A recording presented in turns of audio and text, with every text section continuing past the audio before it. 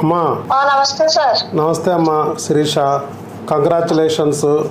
Thank you sir. Pregnancy confirm అయింది. ఒరిస్సా నుంచి నువ్వు వచ్చి కష్టపడి నువ్వు మీ ఆయన ఇద్దరు తిరిగినందుకు ఫలితం వచ్చింది. అవును సార్. ఇది ఇప్పుడు నీకు ఈ ప్రెగ్నెన్సీ దాంట్లో కొంతమందికి వేవుళ్ళు ఉంటాయమ్మా, అంటే వాంతులు వికారం లాగా అనిపిస్తూ ఉంటుంది. అలాగే ఏమన్నా అనిపిస్తుందా? వాంతులు ఏమీ లేవు సార్, కొంచెం లైట్గా వికారంగా ఉన్నట్టు ఉంటుంది.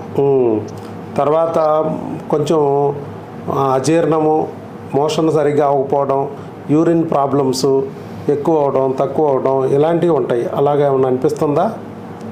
అలా ఏం లేదు సార్, గ్యాస్ మాత్రం ఎక్కువగా ఉన్నట్టు అనిపిస్తుంది.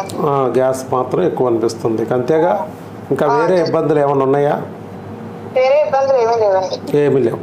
ఓకే అమ్మ. అదేనట్టు గొంతుకు పైకి వచ్చినట్టు అనిపిస్తుంది. అదే పైకి తంతున్నట్టు అనిపిస్తుంది, ఎగతంతున్నట్టు అనిపిస్తుంది ఫుడ్.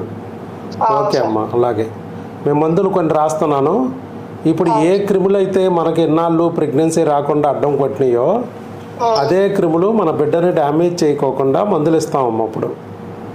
అలాగే ఏ హార్మోన్లు అయితే మనకి ఎన్నాళ్ళు ప్రెగ్నెన్సీ రాకోకుండా మనం నిలబెట్టేసినాయో అదే హార్మోన్లు మళ్ళీ లేకపోతే బిడ్డ వదిలేసే అవకాశం ఉంటుంది. కాబట్టి ఆ హార్మోన్లు సప్లిమెంట్ చేస్తూ ఉంటాం. సో వాటికి మీ హస్బెండ్కి చెప్తాం మేము.